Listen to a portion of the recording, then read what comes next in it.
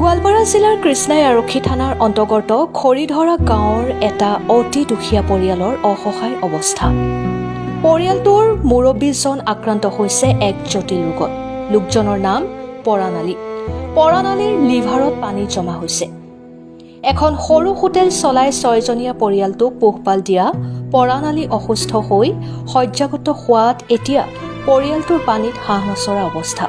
ইয়াৰ বিপৰীতে পৰাণ আলীক গোৱালপাৰাৰ চিকিৎসকে উন্নত চিকিৎসাৰ বাবে গুৱাহাটীলৈ যোৱাৰ উপদেশ দিছে। পিছে পৰিয়ালটোৰ হাতত নাই টকা পইচা।